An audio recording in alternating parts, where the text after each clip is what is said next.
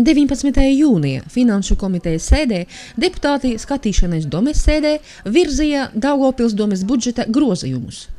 Ieņēmumi budžetā palielinājušies uz vairāk nekā 1,100,000 latiem, pateicoties galvenokārt iedzīvotāju ienākuma nodokļa palielinājumam.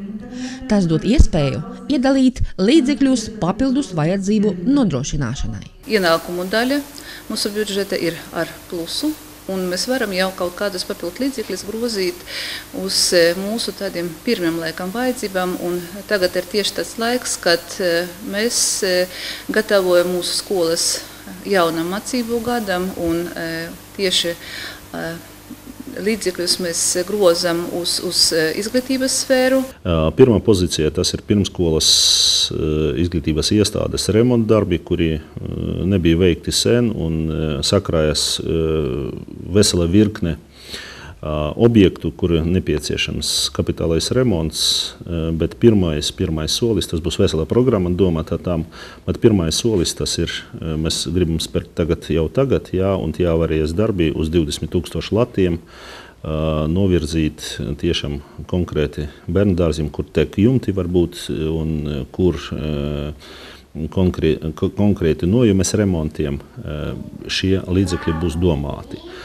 Otrā pozīcijā pa pirmskolam, kad mēs izanalizējam situāciju, izrādas un izglītības pārvalde, paldies par pēdējiem 4 mēnešiem, izanalizējot situāciju parādas, ka mums ir mēbeles un konkrēti bērnu gultiņas, kuri eksploatācijas laiks jau ir 50 gadi, 40, 30 gadi. Tāpēc mēs izstrādāsim veselu programmu, mēbeles nomaiņam mūsu pirmskolas izglītības iestādēm, un pirmais solis mēs gribam spērt jau tagad. Tie, kuri eksploatēti 50 gadiem, es domāju, ka viņus jānomaina pirmkārt.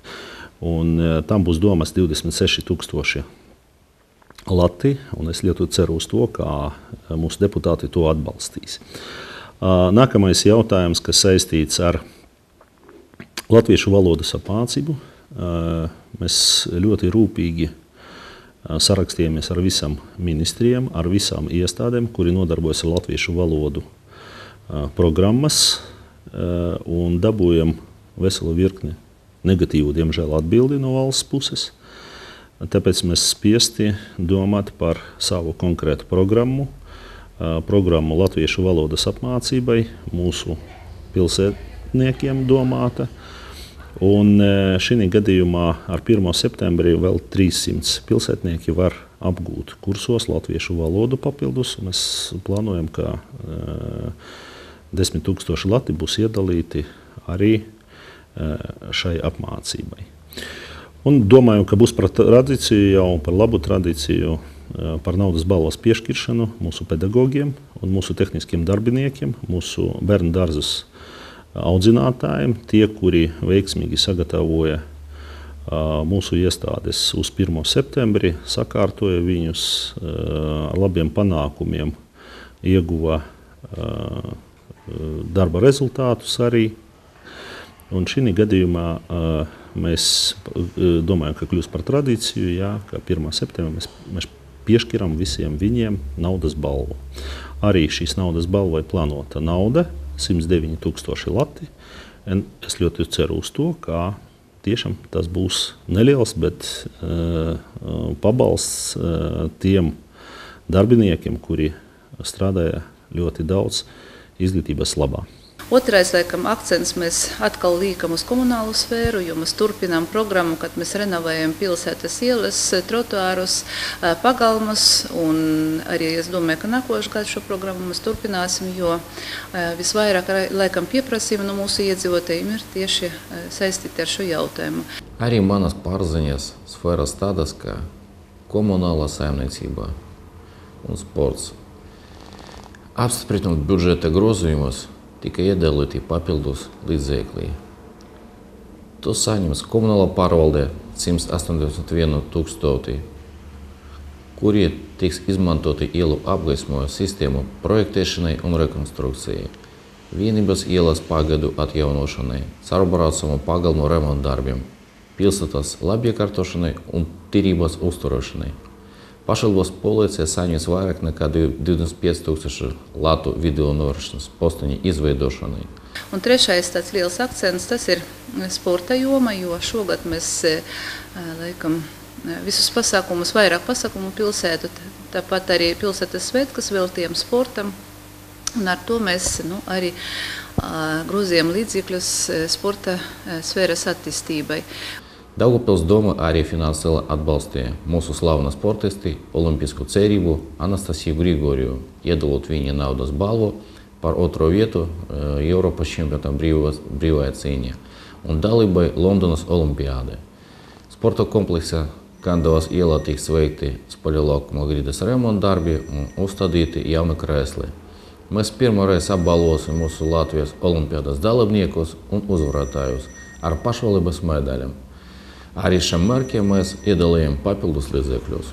Un gada sākumā pie mums arī griezas mūsu pilsētas baznīcas ar lūgumu palīdzēt remontam. Īpaši lielu summu pašvaldība diemžēl nevar dot uz remontu, bet arī mēs dodam tādu nelielu atbalstu, jo, laikam, garīga vērtība uz šodien ir ļoti svarīga. 18. jūlijā celtniecības firma Binders, kurā rekonstruēs pilsētas lielāku ielu, saņēma būvatļauju uz šiem darbiem. Tie sāksies jau 23. jūlijā. Kopā ar pilnu ceļa seguma renovāciju ir plānota jauna lietus kanalizācija un ielas apgaismojums. Vakar tika veikta sanāksme starp Latvijas valsts ceļiem, autobusu parku, izpildu direktora kabinetā par satiksmes organizāciju. Tā kā būvfirma piestādīja savu darbu grafiku, un viņi sāksies šogad posmā no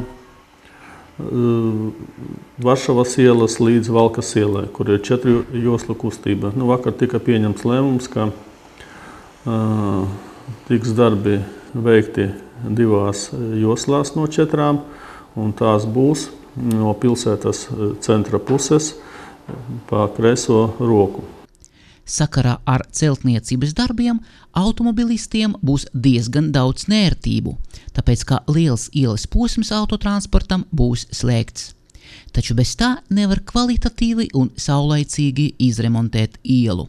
Visur būs uzliktas zīmes, kā var šo būvobjektu apbraukt. Tas ir praktiski būvlaukums, jo viņš tiek pēc aktā nodots būvfirmai uz veicamajiem darbiem, un tiks uzlikta zīme, kura saucas viņa 302. numurs, un viņa saucās braukt aizliegts.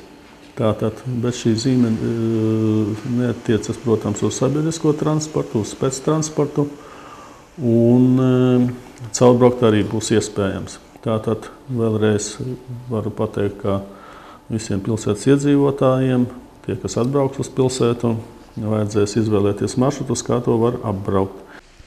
18. novembra ielā būs slēgts arī sīkie krustojumi, bet iedzīvotāju ērtībai pamatkrustojumi paliks atvērti.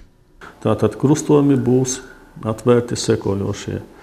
Ja skatās no pilsētas centra puses, atvērts krustojums būs uz Varšavas ielas, tālāk uz Ventspils ielas, uz Jelgavas ielas un uz Valkas ielas. Tātad iedzīvotāji, kas brauks no Vecropu puses, no Kīmijas ciemata, uz centru var izvēlēties maršrutus, pieņemsim no Kīmijas, var izvēlēties maršrutu pa Smilšu ielu vai Jātnieku ielu, un caur Kauņas ielu, caur Jauno Mezglu uz pilsētas centru. Un kā arī tālāk, tur vienkārši apbraukt šo posmu. Vai arī izvēlēties maršrutu caur mikrorajonu Gajoks, kur arī tagad ir uz Valkas ielas atvērta pārbrauktuve, var izbraukt uz Stikla ielu un apbraukt šo būvniecības posmu. Pēc celtnieku plāniem autoceļa A13 remonts pilsētas robežās ilgs līdz 2014. gada rudenim. Taču jau šajā sezonā ceļiniekiem būs daudz darba. No apjoma tā, kas ir 8 miljoni, šo sezonu varētu domāt, ka varētu izpildīt, ja naudas izteiksmē, tas varētu būt 2, varbūt miljoni. Un labākajā gadījumā mēs ceram, ka šo posmu jau uzlikt apakškārtu no Varšavas ielas līdz Valkas ielai. Bet sliktākajā gadījumā uzlikt apakškārtu 2 joslām no 4 un veikt darbus arī virzienā uz Vecstropiem. Saka, tur arī uzlikt apakškārtas, lai uz ziemas sezonu mums atklātas būvbedres nebūtu. 17. jūlijā Sociālo lietu pārvaldē notika reģionālas bērnu tiesības aizsardzības inspektores Ivetes Plones tikšanās ar vecākiem, kuriem pārtrauktas bērnu aprūpes tiesības. Tikšanos organizēja sociālie darbinieki, jo viņu pienākums ir veicināt bērnu atgriešanu vecākiem. Viena no Sociālo lietu pārvaldes struktūra vienībām ir mūsu bērnu nams Spriedete, kur dzīvo 85 bērni. Un 26 no tiem ir vecākie, kuri dzīvo Daugavpilī. Sakarā ar to radas ideja izstrādāt programmu, kāda piemērota vecākiem, kuriem ir apturētas vecāku aprūpes tiesībās. Tā kā šodien mana tikšanās ar bērnu vecākiem notiks sociālo pakalpojumu nodaļas ģimenēm ar bērniem programmas ietvaros, kurā viņi strādā ar bērnu vecākiem, veidojot viņiem noteiktas prasmes, zināšanas, veidojot viņiem tikšanās ar dažādiem speciālistiem, lai veicinātu viņu ģimenes atkal apvienošanos vai stiprināšanu. Tad es kā inspekcijas pārstāvis gribu arī pateikt lielu paldies nodaļai, ka viņi šādas aktivitātes veic, jo, kā zināms, viss tas, kas notiek ar bērniem, tas nāk no ģimenes. Viss labais, viss sliktais, to, ko ģimene ir spējusi iedot bērnam līdz dzīvē, ko nav spējusi iedot līdz viņam dzīvē, tas ir tas svarīgākais, kas viņam arī nosaka viņa dzīves ceļu. Un tāpēc šāda programma, kas paredz tieši darbu ar bērnu vecākiem, viņa ir ļoti atbalstāma, veicināma, un paldies nodaļai par to, ka viņi to dara. Jāatzīmē, ka plānveidīgs darbs šajā jomā ir rezultatīvs. Pērna gadā ģimenēs ar barintiesas lēmumu Daugavpilī tika atgriezti 34 bērni. 15. un 21. jūlijā Latvijā viesojas Krievijas jaunu līderu delegācija. 19. jūlijā viesi no Krievijas apmeklēja Daugavpilī. Domē jauniešus uzņēma domes priekšsēdētājas pirmais vietnieks Vitālijs Azarevičs. 16 jaunieši no ļoti dažādiem Krievijas reģioniem ieradušies, lai iepazītos ar Latvijas politisko, sociālo un ekonomisko attīstību. Jauniešiem bija sagatavota prezentācija par pilsētas vēsturi, ekonomiku, jaunatnes politiku, kultūras dzīvi un pašvaldības struktūru. Pēc prezentācijas Vitālijs Azarevičs aicināja jauniešus uzdot jautājumus. Krievijas jaunieši interesējas par vēlēšanu procesu, par pašvaldības struktūru. Vitālijs Azarevičs skaidroja, kā strādā dome, kā tā tiek ievēlēta, kā ievēl domes vadību, kā strādā komisijas un komitejas. Viņš arī pastāstīja par Daugavpils pieredzi Eiropas Savienības finansējumu piesaistē, par pārobežu projektiem, kuros iesaistītas arī kaimiņu valstis Krievija un Baltkrievija.